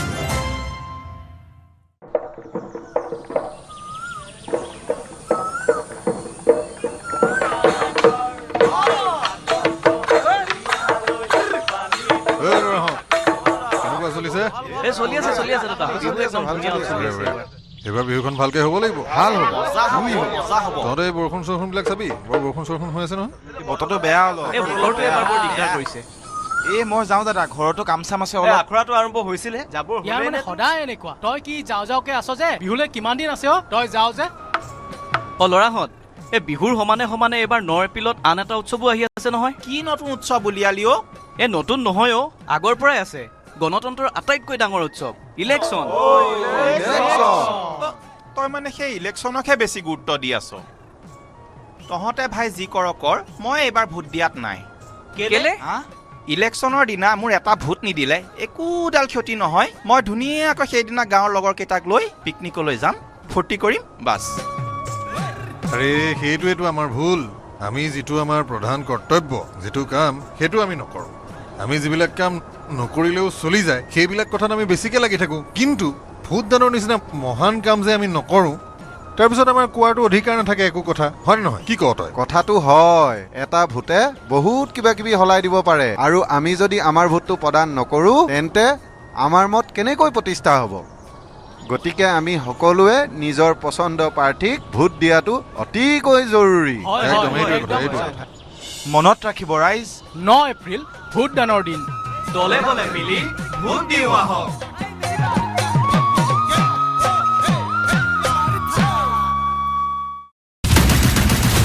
এশ 26টা সমষ্টি 722 গৰাকী প্ৰাৰ্থী 2,50,00,000 ভোটাৰ ৰাজ্যৰ ইমূৰৰ পৰা সিমূৰলৈ নিৰ্বাচনৰ বঁটা ৰথী মহাৰথীৰ পৰা আৰম্ভ কৰি ৰণক্ষেত্ৰত নতুন আৰু যুৱ প্ৰাৰ্থীৰ ভিৰ শাসক বিৰোধীৰ ৰণনীতি আৰু কূটনীতিৰ মহাযুদ্ধ ভোটাৰৰ মনৰ বতৰা প্ৰাৰ্থীৰ লৰা ধপৰা আকাশত হেলিকপ্টাৰৰ পৰা ৰাজপথৰ বিশাল সমদললৈ উদাত্ত ভাষণৰ পৰা তীক্ষ্ণ আক্ৰমণলৈ বিধানসভা নিৰ্বাচনৰ প্ৰতিটো খবৰ প্ৰথম আৰু সবিশেষ কেৱল news 18 Assam north east Mahasangram 2026 উৎসৱৰ দেশ অসমত গণতন্ত্ৰৰ মহোৎসৱ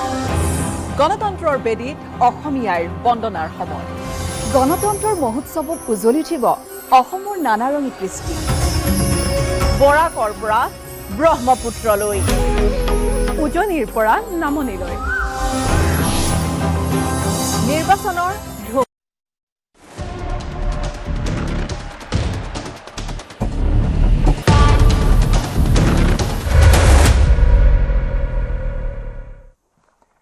আপুনি চাই আছে ভোট ভৱিষ্যত আৰু ভোট ভৱিষ্যতত আমি সমষ্টিভিত্তিক বিভিন্ন বিষয়ৰ ওপৰত আলোকপাত আগবঢ়াই আছোঁ লগতে আমাৰ প্ৰিয় দৰ্শক ৰাইজে আমালৈ ফোন কৰি আছে আৰু দৰ্শক ৰাইজৰ মনত উদয় হোৱা খদুৱনি সন্দৰ্ভত আমি তাৰ উত্তৰ দিবলৈ প্ৰয়াস কৰিছোঁ আজি এই মঞ্চৰ জৰিয়তে ভোট ভৱিষ্যতৰ এই মঞ্চৰ পৰা পাৰ্থ আমি সমষ্টিৰ কথা পাতি আছোঁ বিভিন্নজন দৰ্শকে বিভিন্ন প্ৰশ্ন কৰি আহিছে এগৰাকী দৰ্শক আমাৰ সৈতে পুনৰ সংযুক্ত হৈছে ডাঙৰীয়া স্বাগতম আপোনাক আপুনি ক'ৰ পৰা ফোন কৰিছে কি বিষয়ে জানিব বিচাৰিছে প্ৰশ্নটো কৰিব মই পৰা ফোন কৰিছো নগাঁও হয় হয় পৰা দেৱজ্যোতি মুখে কৈ আছো মই হয় আকৌ এবাৰ মই ডিমৰটো জানিব বিচাৰিছিলো নগাঁও সমষ্টিৰ বিষয়ে হয় হয় হয় নগাঁও সমষ্টি পুনৰ নিৰ্ধাৰণৰ পিছত তেওঁ অৱগত নগাঁৱৰে তেওঁ ব্যক্তি নগাঁও বটদ্ৰৱা হ'ল ৰূপক শৰ্মা আছে ভাৰতীয় জনতা পাৰ্টিৰ পৰা সিটিং এমএলএ তাৰ পিছত আছে ডক্টৰ দুৰ্লভ চমুৱা এসময়ত বিধায়ক আছিলে গতিকে মাজতে নিষ্ক্ৰিয় হৈ আছিলে হঠাৎ এইবাৰ তেওঁ সক্ৰিয় হোৱা পৰিলক্ষিত হ'ল আৰু এইবাৰ প্ৰাৰ্থিত্ব পালে নগাঁৱৰ লগতে তেওঁ ঢিঙু জানিব বিচাৰিছে হয় নগাঁৱৰ লগত ঢিঙু তেওঁ জানিব বিচাৰিছে হয় ঢিঙত নগাঁৱৰ কথাটো ক'লোৱেই নগাঁৱৰ যুঁজখন মূলতঃ দুৰ্লভ চমুৱা আৰু ৰূপক শৰ্মাৰ মাজত ৰূপক শৰ্মাৰ এটা এডভান্টেজ থকা এই মুহূৰ্তত পৰিলক্ষিত হৈছে কাৰণ সমষ্টি পুনৰ নিৰ্ধাৰণৰ পিছত নগাঁৱৰ সংখ্যালঘু ভোটাৰসকল ওচৰৰ ঢিং বা আন ওচৰৰ সমষ্টিবোৰত লৈ যোৱা হ'ল আৰু ঢিঙৰ যিটো কথা কৈছে ঢিঙে এইবাৰ শিৰোনাম দখল কৰিছিল ঢিঙত ডক্টৰ মুকুট কুমাৰ দেৱনাথ বিজেপিৰ পৰা কিন্তু তেওঁ ইমান প্ৰাসংগিক হৈ থকা নাই ঢিঙত মেহবুব মুক্তাৰ ৰাইজৰ দলৰ আৰু মতিউৰ ৰহমান আছে মতিউৰ ৰহমান এই দুজনৰ মাজত মূলতঃ যুঁজখন পৰিলক্ষিত হ'ব মতিউৰ ৰহমান নহয় ৰাইজৰ দল আৰু ৰাইজৰ দল যিহেতু হৈছে অৱশেষত ৰাইজৰ দলক এৰি দিয়া হৈছে আৰু মতিউৰ ৰহমানৰ কাৰণে আপোনাৰ নিৰ্বাচনত পাৰ্থ আৰু এটা ফোন আছে আমি ফোন কলটো লৈ লৈছোঁ নমস্কাৰ প্ৰিয় দৰ্শক আপুনি ক'ৰ পৰা ফোন কৰিছে কি বিষয়ে জানিব বিচাৰিছে প্ৰশ্নটো কৰিব নমস্কাৰ দাদা মই মাধুৰ্যপ্ৰতিম বৰা যোৰহাটৰ পৰা কৈছোঁ হয় হয় মই যোৰহাটৰ বিষয়ে অকণ আপোনাৰ আপডেট জানিব বিচাৰিছোঁ যোৰহাটৰ কথা আমি ইতিমধ্যে আলোচনা কৰিছিলোঁ তথাপি আমি সংক্ষেপতে জনাবলৈ চেষ্টা কৰিম ঢিঙে শিৰোনাম দখল কৰিছিল আৰু এইবাৰ মতিউৰ আমিনুল ইছলাম নাই আমিনুল ইছলাম ৰূপহীয়াতলৈ গ'ল আৰু মতিউৰ ৰহমান আহিল গতিকে দেখা পোৱা গ'ল এইবাৰ কিন্তু ঢিঙত AODFৰ প্ৰাৰ্থীগৰাকীৰ সমৰ্থনত 14 দিন OACও পালেহি আৰু যিখন সভা হৈছিলে সেই সভাখনত কিন্তু বিপুল জনসমাগম আমি পৰিলক্ষিত কৰিছিলোঁ লাখৰ সমপৰ্যায়ৰ মানুহ তাত সমবেত হৈছিল বুলি বিভিন্নজনে ক'ব খোজে কিন্তু মেহবুব মুক্তাৰক ওলাই কৰি দিব পৰা নাযায় কাৰণ যোৱাবাৰ তেওঁ দ্বিতীয় স্থানত আছিলে মিত্ৰতা নথকাৰ স্বত্তেও দুবাৰ মেহবুব মুক্তাৰে কংগ্ৰেছক চেৰাই পিছ পেলাই দ্বিতীয় স্থানত আছিলে আৰু এই কথাটোকে সৰুগত কৰি অখিল গগৈ ধিঙৰ কাৰণে আকুৰগোজ হৈ আছিল শেষলৈকে আৰু অখিল গগৈৰ যি দাবী এই দাবীত সঁহাৰি জনাই গৌৰৱ গগৈয়ে ধিং একেবাৰে ৰাইজৰ লগত দি দিছিল গতিকে মেহবুব মুক্তাৰ আৰু AIUDFৰ মাজত যুঁজখন আৰু মেহবুব মুক্তাৰৰ এই মুহূৰ্তত সেই হাঁহি মৰাৰ পূৰ্ণ সম্ভাৱনা আছে আৰু ৰাইজৰ দলে যি এটা দুটা সমষ্টি এবাৰ লাভ কৰিব তাৰে এটা ধিং হোৱাৰো পূৰ্ণ সম্ভাৱনা আছে হয় আৰু আমি পাৰ্থ যদি টিয়কৰ কথা কওঁ এই মুহূৰ্তত টিয়ক সমষ্টিও আকৰ্ষণীয় হৈ পৰা পৰিলক্ষিত হৈছে টিয়ক সমষ্টিটোত বিকাশ শইকীয়া অসম গণ পৰিষদৰ টিয়ক সমষ্টিটো অসম গণ পৰিষদৰ হাততে আছিলে বিধায়িকাগৰাকী অসুস্থ হৈ থকাৰ কাৰণে তেওঁ আমি আহিম পাৰ্থ টিয়কলৈ আহিম আৰু এগৰাকী দৰ্শক সংযুক্ত হৈছে ডাঙৰীয়া স্বাগতম আপোনাৰ প্ৰশ্নটো কৰিব মই ধুবুৰী কনষ্টিটিউশ্যনৰ পৰা কৈছো ধুবুৰীৰ পৰা হয় ধুবুৰীৰ ৰিজাল্ট কেনেকুৱা হ'ব হয় ধুবুৰীৰ ফলাফল কেনেকুৱা হ'ব ধুবুৰীত কোনে শেষ হাঁহি মাৰিব হয় ধুবুৰীৰ পৰা তেওঁ কৈছে আমি টিয়কৰ কথা পাতি আছিলোঁ টিয়কৰ কথা পতাৰ পিছত আমি ধুবুৰীলৈ যাবলৈ প্ৰয়াস কৰিম টিয়কৰ কথা আপুনি উত্থাপন কৰিছিল টিয়কত অসম গণ পৰিষদৰ বিকাশ শইকীয়া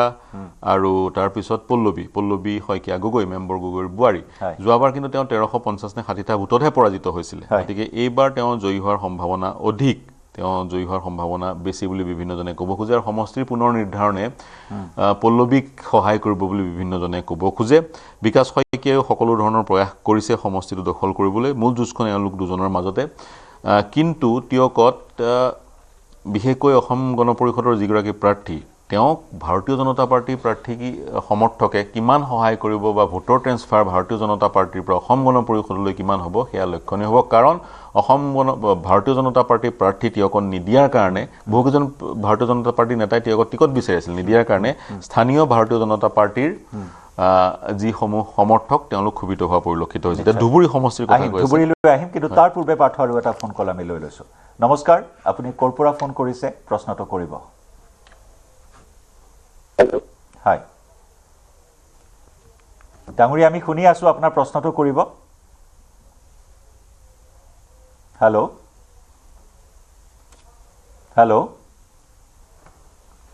সম্ভৱতঃ আমাৰ সংযোগ বিচ্ছিন্ন হৈছে ধুবুৰী পাৰ্থ ধুবুৰী সমষ্টিটোত বিজেপি প্ৰাৰ্থিত্ব প্ৰক্ষেপ কৰিছে যদিও ধুবুৰী এটা সমষ্টি উত্তম প্ৰসাদ আৰু বেবী বেগম আৰু নজৰুল হক কিন্তু মন কৰিব বিজেপিয়ে যিকেইটা সংখ্যালঘু অধ্যুষিত সমষ্টিত প্ৰাৰ্থী প্ৰক্ষেপ কৰিছে তাৰ ভিতৰত এটা দুটাহে আছে ধুবুৰী তাৰ ভিতৰত অন্যতম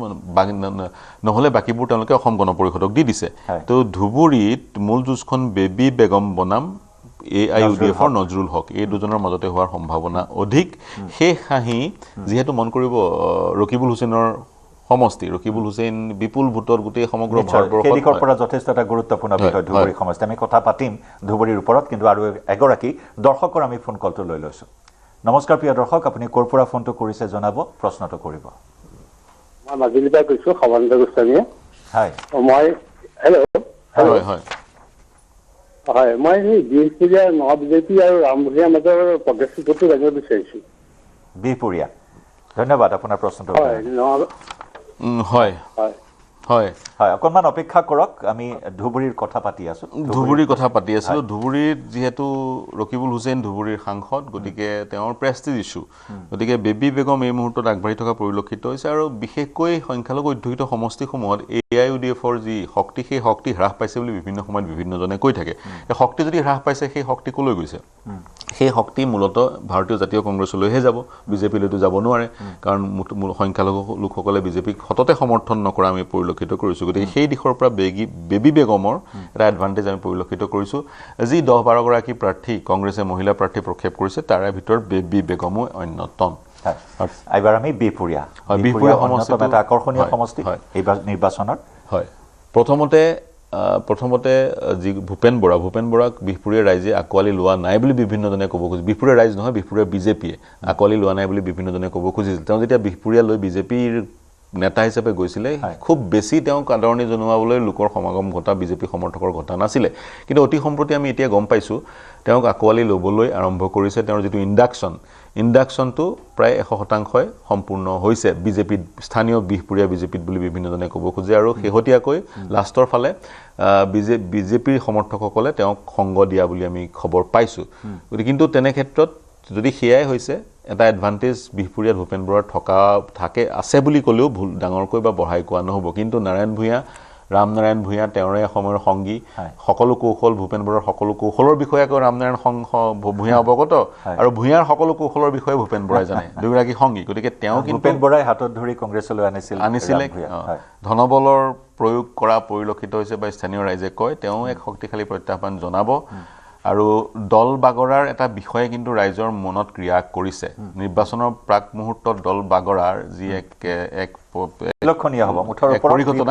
সেইটোৱে কিন্তু ৰাইজৰ মনত ক্ৰিয়া কৰিছে নিশ্চয় নিশ্চয় আৰু এগৰাকী দৰ্শক সংযুক্ত হৈছে আমাৰ সৈতে ডাঙৰীয়া স্বাগতম প্ৰশ্নটো কৰিব আপোনাৰ হয় মই বহৰমপুৰৰ পৰা সুধিছো বহৰমপুৰৰ ৰাজনৈতিক প্ৰভাৱক আপোনাৰ ৰাজেন গোহাঁই বিস্তাৰ কৰিব নেকি হয় জিতু গোস্বামী ভাৰ্চেছ ৰাজেন গোহাঁই বৰহমপুৰ হয় জিতু গোস্বামী বনাম ৰাজেন গোহাঁই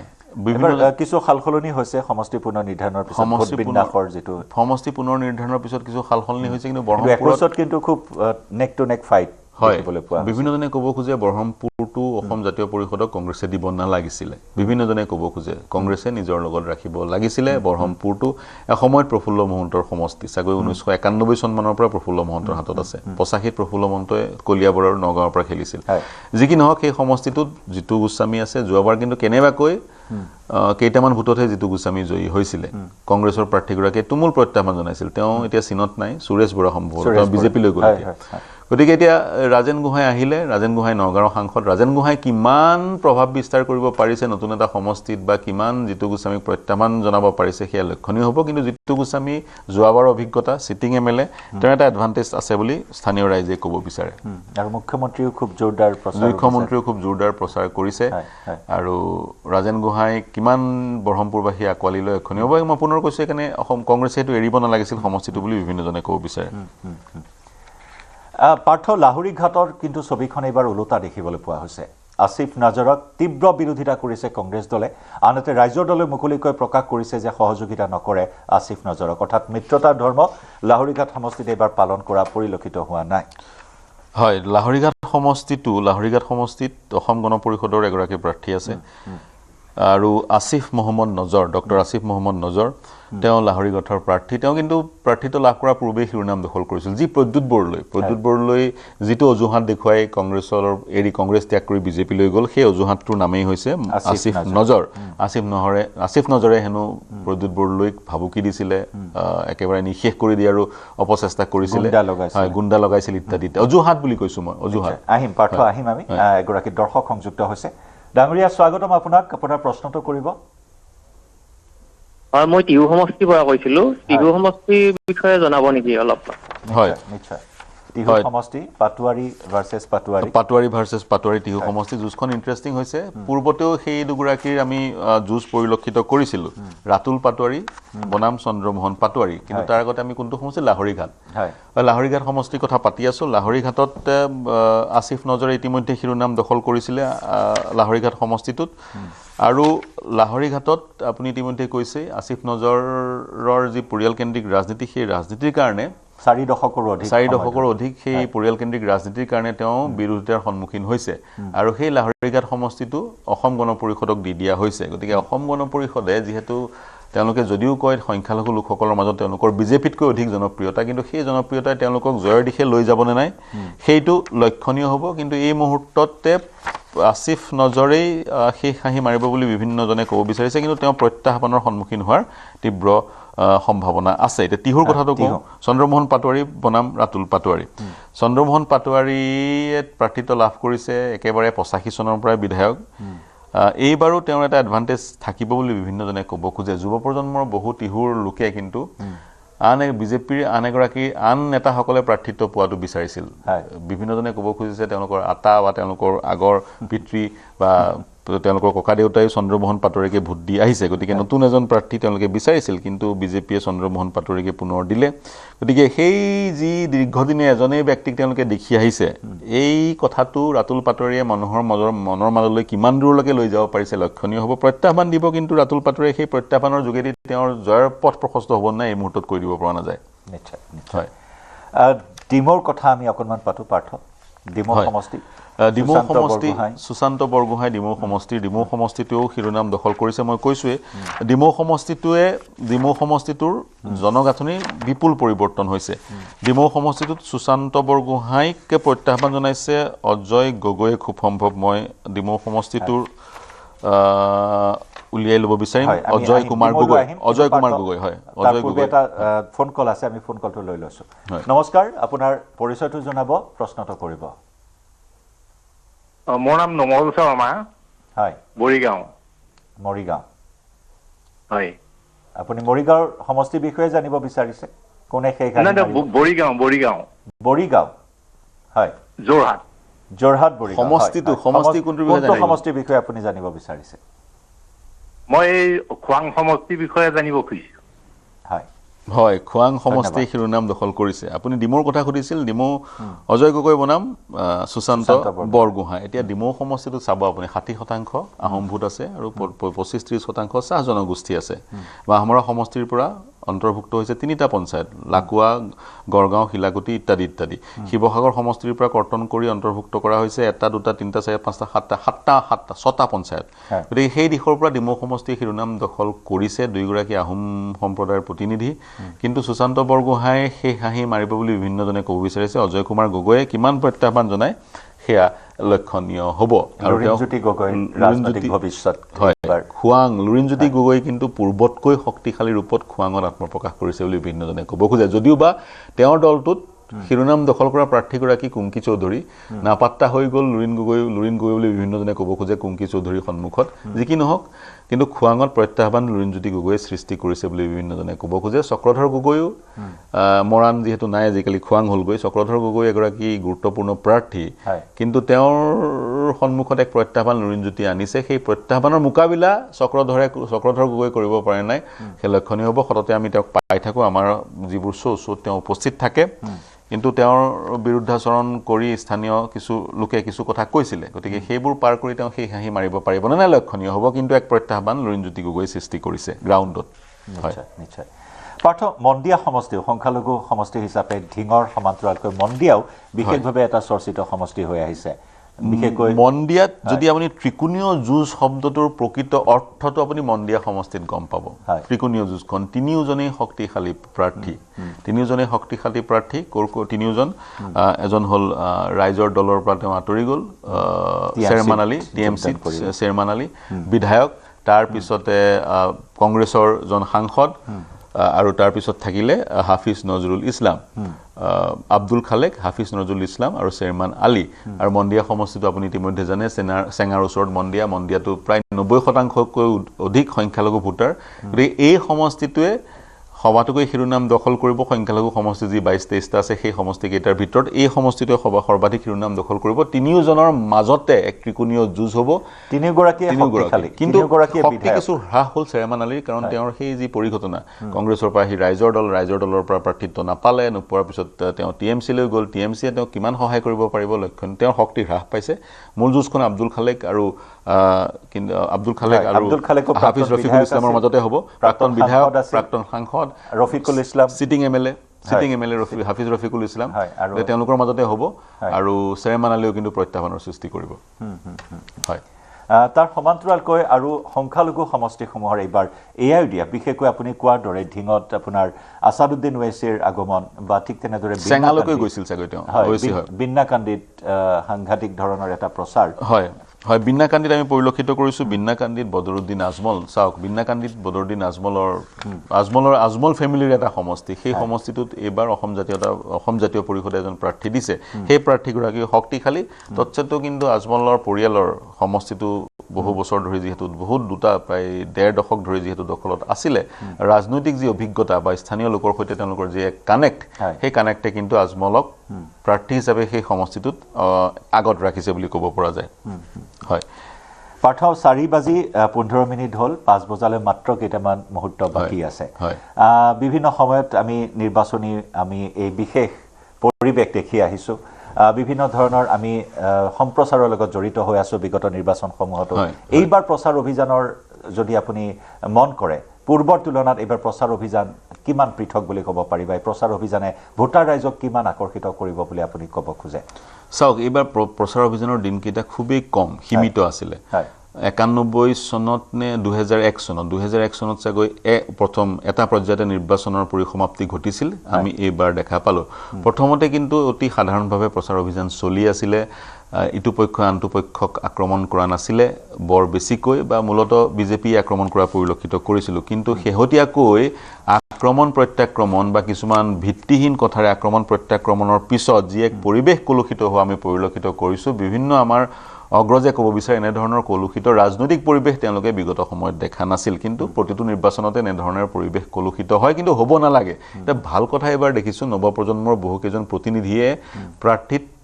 আগবঢ়োৱাৰ পিছত তেওঁলোকে শিৰোনাম দখল কৰিছে মই যদি নাম লওঁ বিদিশা নেওগ কংগ্ৰেছৰ পৰা অসম জাতীয় পৰিষদৰ পৰা কুংকি চৌধুৰী পবিত্ৰ ৰাভা জ্ঞানশ্ৰী বৰা ৰাইজৰ দলৰ পৰা পবিত্ৰ ৰাভা তেওঁ চাগৈ সকলোতকৈ কনিষ্ঠ বুলি ক'ব বিচৰা হৈছে তেওঁ পশ্চিম গোৱালপাৰাৰ পৰা বিজেপিৰ প্ৰাৰ্থী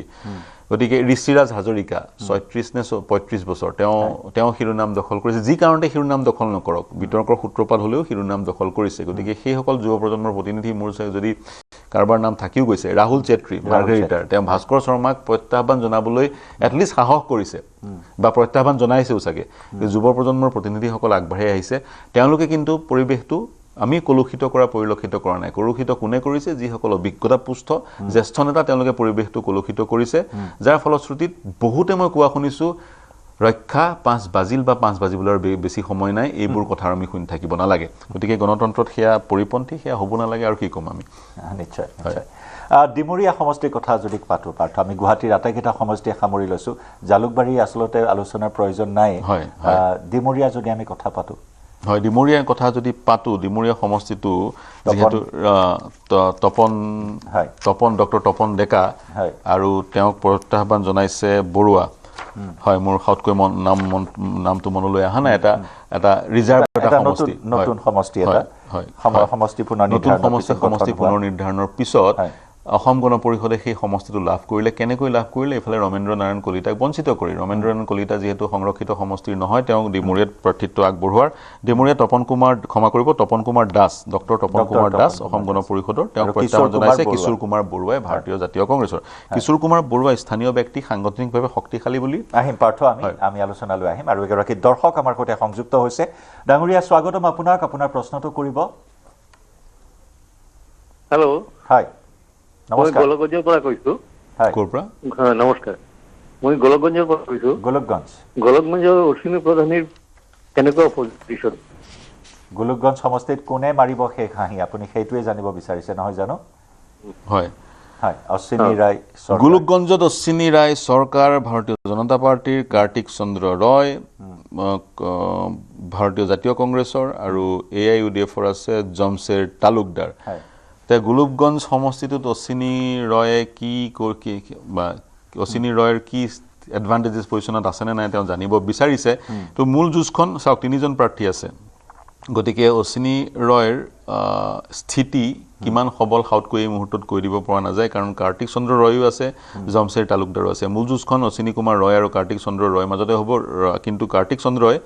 এটা প্ৰত্যাহ্বান অশ্বিনী চৰকাৰক দিব বুলি গোলকগঞ্জৰ স্থানীয় লোকে ক'ব বিচাৰে আমি যেতিয়া তেওঁলোকৰ লগত সংযোগ স্থাপন কৰিছিলোঁ কিন্তু ইতিমধ্যে প্ৰচাৰ অভিযান শেষ হ'বলৈ কেইটামান মুহূৰ্ত বাকী আছে প্ৰায় আধা ঘণ্টা বাকী আছে গতিকে ইতিমধ্যে যিমানখিনি প্ৰভাৱ বিস্তাৰ কৰিব লাগে তেওঁলোকে বিস্তাৰ কৰিলে তৎসত্ত্বেও কওঁ চাইলেঞ্চ পিৰিয়ড যদিও আৰম্ভ হ'ল উস্তাদৰ খেল শেষ নিশা ৰাজনৈতিক দলসমূহে এই চাইলেঞ্চ পিৰিয়ডতে অঘটন ঘটাবলৈ চেষ্টা কৰে যিটো অবৈধ গতিকে যিকোনো মুহূৰ্তত পথ পৰিৱৰ্তন এনেধৰণৰ নিৰ্বাচনবোৰত হয় নিশ্চয় উস্তাদৰ খেল শেষ নিশা আৰু শেষ নিশাৰ খেল এটা পৰম্পৰাও আছে ৰাজনীতিত ধনবল বাহুবল আচলতে এই বিষয়সমূহে কেনেদৰে আগবঢ়াই নিয়ে নিৰ্বাচন সেয়া লক্ষণীয় হ'ব মাত্ৰ এটা দিন কাইলৈ দিনটোৰ মাজত আৰু তাৰপিছতে আহি আছে ভোটযুদ্ধ গণতন্ত্ৰৰ প্ৰাণ ভোটৰ বাবে সাজু সকলো গতিকে আপুনিও আপোনাৰ মূল্যৱান ভোটটো দি আপোনাৰ প্ৰিয় প্ৰাৰ্থীগৰাকীক বাছনি কৰা আপোনাৰ কৰ্তব্য আৰু দায়িত্ব আৰু সেইবাবে আমাৰ এই বিশেষ অনুষ্ঠান ভোট ভৱিষ্যত আজি এই অনুষ্ঠানৰ পৰা বিদায় লৈছোঁ পাৰ্থ ধন্যবাদ জ্ঞাপন কৰিছোঁ আমালৈ ফোন কৰা প্ৰতিগৰাকী দৰ্শকক আন্তৰিক ধন্যবাদ জনাই আজি অনুষ্ঠানৰ পৰা বিদায় লৈছোঁ নমস্কাৰ